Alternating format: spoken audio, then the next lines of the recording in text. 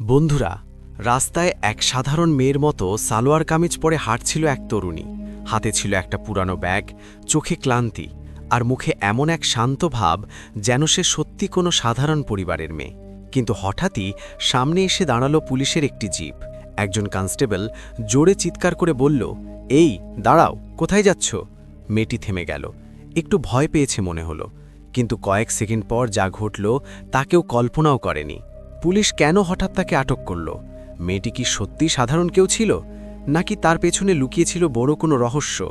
আর যখন জানা গেল তার আসল পরিচয়, তখন পুরো থানায় নেমে এলো ভয়ঙ্কর নীরবতা। মেয়েটি আসলে কে ছিল? পুলিশ কি ভুল করেছিল, নাকি এই পুরো ঘটনাটাই ছিল এক ভয়ঙ্কর সত্য প্রকাশ করার পরিকল্পনা? সত্যিটা জানলে আপনি সত্যি অবাক হয়ে যাবেন। ভিডিওটি শুরু করার আগে অনুরোধ করছি, আমাদের চ্যানেলটি সাবস্ক্রাইব করুন এবং পাশের বেল আইকনটি চাপুন, যাতে এমন রহস্যময় গল্প মিস না করেন। চলুন তাহলে ভিডিওটি শুরু করা যাক। বন্ধুরা, কলকাতার উপকণ্ঠে একটি ছোট শহর বারাসত। এই শহরটি বাইরে থেকে খুব সাধারণ মনে হলেও গত কয়েক মাস ধরে এখানে অদ্ভুত কিছু ঘটনা ঘটছিল। রাত হলেই কিছু রাস্তা হঠাৎ ফাঁকা হয়ে যেত। লোকজন ফিসফিস করে বলতো পুলিশের কিছু লোক নাকি ক্ষমতার অপব্যবহার করছে, কিন্তু কেউ প্রকাশ্যে কিছু বলতো না, কারণ সবাই জানত যে যদি কেউ মুখ খোলে তাহলে তার জন্য বিপদ অপেক্ষা করছে। এই শহরের নতুন এসপি ছিলেন প্রিয়া শর্মা, মাত্র ৩২ বছরের এক দৃঢ়চেতা মহিলা অফিসার। দিল্লির পুলিশ একাডেমি থেকে প্রশিক্ষণ নেওয়া, অত্যন্ত সৎ এবং কঠোর স্বভাবের। প্রিয়া শর্মা কয়েক সপ্তাহ ধরে বারাসতের এই অদ্ভুত ঘটনাগুলো নিয়ে তদন্ত করছিলেন, কিন্তু আশ্চর্যের বিষয়, প্রতিবারই কোনো না কোনোভাবে প্রমাণ গায়েব হয়ে যাচ্ছিল। একদিন রাতে তিনি নিজের অফিসে বসে রিপোর্ট পড়ছিলেন। হঠাৎ তার সহকারী অফিসার রাজেশ বলল, ম্যাডাম, আমার মনে হচ্ছে থানার ভেতরেই কেউ তথ্য ফাঁস করছে। প্রিয়া কিছুক্ষণ চুপ করে থাকলেন, তারপর ধীরে বললেন, আমিও তাই ভাবছি, আর তাই আমাদের অন্যভাবে কাজ করতে হবে। রাজেশ অবাক হয়ে জিজ্ঞেস করল, কিভাবে ম্যাডাম? প্রিয়া মৃদু হাসলেন, আজ রাতেই আমি বেরোব, কিন্তু এসপি হিসেবে নয়। কয়েক ঘন্টা পর প্রিয়া শর্মা নিজের অফিসার ইউনিফর্ম খুলে ফেললেন। তার বদলে পড়লেন সাধারণ একটি সালোয়ার কামিজ। চুলগুলো খোলা রাখলেন, মুখে কোনো মেকআপ নেই। দেখতে এখন তাকে সত্যি এক সাধারণ গ্রামের মেয়ের মতো লাগছিল। রাজেশ উদ্বিগ্ন হয়ে বলল, ম্যাডাম, এটা খুব বিপজ্জনক হতে পারে। প্রিয়া শান্ত গলায় বললেন, সত্য বের করতে হলে মাঝে মাঝে ঝুঁকি নিতেই হয়। তারপর তিনি একা বেরিয়ে পড়লেন রাতের অন্ধকারে। রাত তখন প্রায় 10:30। রাস্তার লাইটগুলো আধা নেভা, কিছু দোকান বন্ধ হয়ে গেছে। প্রিয়া ধীরে ধীরে হাঁটছিলেন। তিনি ইচ্ছা করেই সেই রাস্তা দিয়ে যাচ্ছিলেন যেখানে অভিযোগগুলো বেশি এসেছে। কিন্তু এখানেই শেষ নয়। হঠাৎ পেছন থেকে একটি পুলিশের জিপ এসে থামল। দুজন কনস্টেবল নেমে এলো। একজন ছিল বিক্রম সিং, আরেকজন অর্জুন। বিক্রম কড়া গলায় বলল, এই মেয়ে, এত রাতে এখানে কি করছো? প্রিয়া মাথা নিচু করে বললেন, আমি বাড়ি যাচ্ছি। অর্জুন সন্দেহ ভরা চোখে তাকালো, কোথায় থাকো? পাশের গ্রামে। বিক্রম হঠাৎ রেগে উঠল, মিথ্যে বলছো, এত রাতে কোনো মেয়ে একা ঘোরে না। প্রিয়া ভীতু গলায় বললেন, স্যার, আমাকে যেতে দিন। কিন্তু তখনই পরিস্থিতি একটু অস্বস্তিকর হয়ে উঠল। বিক্রম বলল, না, আগে থানায় চলো, তদন্ত করতে হবে। প্রিয়া মাথা নাড়লেন, কিন্তু ভেতরে ভেতরে তিনি সব কিছু লক্ষ্য করছিলেন। জিপের ভেতরে বসতেই তিনি দেখলেন বিক্রম আর অর্জুন একে অপরের দিকে তাকিয়ে অদ্ভুতভাবে হাসছে। কয়েক সেকেন্ডের মধ্যে পরিবেশটা অস্বাভাবিক হয়ে উঠল। বিক্রম ধীরে বলল, এমন সুন্দর মেয়ে এত রাতে একা বেরিয়েছে কেন? অর্জুন হেসে বলল, হয়তো কোনো গল্প আছে। প্রিয়া বুঝতে পারলেন এই লোকগুলো ঠিক সৎ নয়, কিন্তু তিনি এখনও নিজের পরিচয় দেননি, কারণ তিনি জানতে চেয়েছিলেন ওরা আসলে কতটা দূর যেতে পারে। জিপ তখন শহরের বাইরে এক নির্জন রাস্তায় ঢুকল। প্রিয়া হঠাৎ জিজ্ঞেস করলেন, থানা তো অন্যদিকে, আমরা কোথায় যাচ্ছি? বিক্রম ঠান্ডা গলায় বলল, চুপচাপ বসে থাকো। কিন্তু এখানেই শুরু হলো আসল রহস্য, কারণ কয়েক মিনিট পর জিপ থামল এক অন্ধকার জায়গায়। চারপাশে কেউ নেই।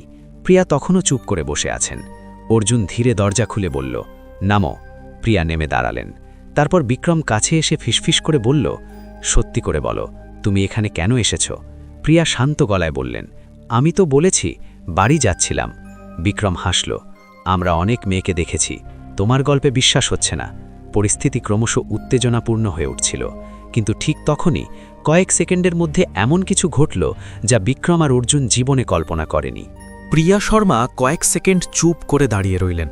তার চোখে তখন আর ভয় নেই, বরং অদ্ভুত এক আত্মবিশ্বাস ফুটে উঠেছে। বিক্রম সেটা লক্ষ্য করে একটু অবাক হলো। সে রুক্ষ গলায় বলল, কি হলো, এত চুপ কেন? প্রিয়া ধীরে ধীরে ব্যাগের ভেতরে হাত ঢুকালেন। অর্জুন সন্দেহ ভরে বলল, ওই ব্যাগে কি আছে? প্রিয়া কোনো উত্তর দিলেন না।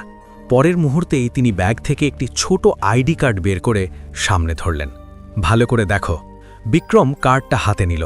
প্রথমে সে বুঝতে পারল না, কিন্তু কয়েক সেকেন্ড পর তার মুখের রং বদলে গেল। কার্ডে স্পষ্ট লেখা, Priya Sharma, superintendent of police, Barasat district. হঠাৎ যেন চারপাশের বাতাস থেমে গেল। অর্জুন হতবাক হয়ে তাকিয়ে রইল। বিক্রমের হাত কাঁপতে শুরু করল। সে তোতলাতে তোতলাতে বলল, ম্যাডাম, আপনি? প্রিয়া শান্ত গলায় বললেন, হ্যাঁ, আমি সেই এসপি যার থানার পুলিশরা রাতের অন্ধকারে কি করে আজ সেটা নিজের চোখে দেখতে বেরিয়েছিলাম। এই কথাটা শোনার পর বিক্রমের মুখ শুকিয়ে গেল। অর্জুন প্রায় কাঁপতে কাঁপতে বলল, ম্যাডাম, আমরা তো শুধু। প্রিয়া তীক্ষ্ণ দৃষ্টিতে তাকালেন। শুধু কি? কেউ উত্তর দিতে পারল না। কিন্তু এখানেই শেষ নয়। ঠিক সেই সময় দূর থেকে আরেকটা পুলিশের জিপের হেডলাইট দেখা গেল। জিপটা দ্রুত এগিয়ে এসে তাদের সামনে থামল। সেখান থেকে নামলেন অফিসার রাজেশ এবং আরও 4 জন সশস্ত্র পুলিশ। রাজেশ দৃঢ় গলায় বলল, ম্যাডাম, আমরা সব রেকর্ড করেছি।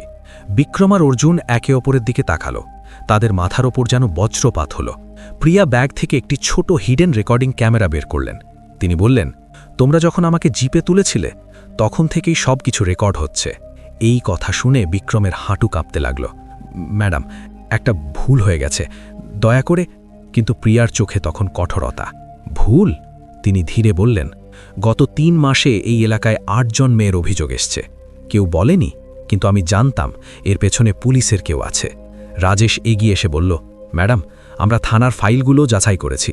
সব অভিযোগের সময় এই 2 কনস্টেবল ডিউটিতে ছিল। কয়েক সেকেন্ডের মধ্যেই সব পরিষ্কার হয়ে গেল। বিক্রম আর অর্জুন মাথা নিচু করে দাঁড়িয়ে রইল। তারা বুঝে গেছে এবার আর রক্ষা নেই। প্রিয়া দৃঢ় গলায় বললেন, কনস্টেবল বিক্রম সিং এবং অর্জুন কুমার, তোমাদের বিরুদ্ধে ক্ষমতার অপব্যবহার এবং অপরাধমূলক আচরণের অভিযোগে এখনই গ্রেফতার করা হচ্ছে। রাজেশ সঙ্গে সঙ্গে বলল, হ্যান্ডকাফ লাগাও। 2 পুলিশ এগিয়ে এসে তাদের হাতে হাতকড়া পরিয়ে দিল। বিক্রম তখন কাঁদতে কাঁদতে বলল, ম্যাডাম, আমার পরিবার আছে। প্রিয়া ঠান্ডা গলায় উত্তর দিলেন, যে মেয়েদের তুমি ভয় দেখিয়েছ তাদেরও পরিবার ছিল। কিন্তু এখানেই গল্প শেষ নয়।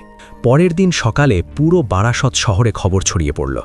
এসপি ম্যাডাম ছদ্মবেশে বেরিয়ে দুর্নীতিগ্রস্ত পুলিশ ধরেছেন। লোকজন চায়ের দোকানে, বাজারে, সব জায়গায় এই ঘটনাই আলোচনা হচ্ছিল। একজন বৃদ্ধ বলছিলেন, এই মেয়েটা সত্যিই সাহসী। একজন মহিলা বললেন, এমন অফিসার থাকলে আমাদের ভয় কি? কয়েকদিনের মধ্যেই তদন্ত শুরু হলো। পুরনো সব অভিযোগ নতুন করে খোলা হলো। আর তখনই আরও ভয়ঙ্কর সত্য বেরিয়ে এলো। বিক্রম আর অর্জুন শুধু নিজেরাই নয়, তাদের পেছনে ছিল এক প্রভাবশালী লোক, স্থানীয় এমএলএ যাদব। সে অনেক দিন ধরে পুলিশের কিছু লোককে ব্যবহার করে এলাকায় নিজের ক্ষমতা বাড়াচ্ছিল। কিন্তু প্রিয়া শর্মা এবার থামার মানুষ নন। একদিন তিনি সরাসরি এমএলএ যাদবকে থানায় ডেকে পাঠালেন। যাদব রেগে গিয়ে বলল, তুমি জানো আমি কে? প্রিয়া শান্ত গলায় বললেন, হ্যাঁ, আপনি একজন নাগরিক, আর আইনের সামনে সবাই সমান। যাদব হেসে বলল, তোমার কেরিয়ার শেষ হয়ে যাবে। প্রিয়া উত্তর দিলেন, আইন ভাঙলে কেরিয়ার তো দূরের কথা, স্বাধীনতাও শেষ হয়ে যায়। কয়েক সপ্তাহের তদন্তের পর অবশেষে যাদবের বিরুদ্ধেও প্রমাণ পাওয়া গেল এবং একদিন পুলিশ তার বাড়িতে গিয়ে তাকে গ্রেফতার করল। সেই দৃশ্য দেখে পুরো শহর অবাক হয়ে গেল, কারণ বহু বছর ধরে কেউ সাহস করেনি যাদবের বিরুদ্ধে দাঁড়াতে। কিন্তু প্রিয়া শর্মা সেটা করে দেখালেন। কিন্তু এখানেই সবচেয়ে বড় শিক্ষা লুকিয়ে আছে। ক্ষমতা মানুষের হাতে থাকলে সেটার ব্যবহার কেমন হবে সেটা মানুষের চরিত্রই ঠিক করে। বিক্রম আর অর্জুন ক্ষমতা পেয়ে ভুল পথে গিয়েছিল, আর প্রিয়া শর্মা সেই একই ক্ষমতা ব্যবহার করেছিলেন ন্যায় প্রতিষ্ঠার জন্য। এই পৃথিবীতে অন্যায় যতই শক্তিশালী মনে হোক, সত্য একদিন না একদিন সামনে আসেই, আর যারা সাহস করে সত্যের পাশে দাঁড়ায় তারাই শেষ পর্যন্ত জয়ী হয়। যদি আপনি মনে করেন ন্যায়ের পক্ষে দাঁড়ানো খুব গুরুত্বপূর্ণ, তাহলে এই গল্প থেকে একটা শিক্ষা নিন। অন্যায় দেখলে চুপ করে থাকবেন না, কারণ নীরবতাও কখনো কখনো অপরাধকে শক্তিশালী করে তোলে। বন্ধুরা, ভিডিওটি যদি আপনার ভালো লেগে থাকে তাহলে অবশ্যই আমাদের চ্যানেলটি সাবস্ক্রাইব করুন আর কমেন্ট করে জানান আপনি হলে সেই পরিস্থিতিতে কি করতেন।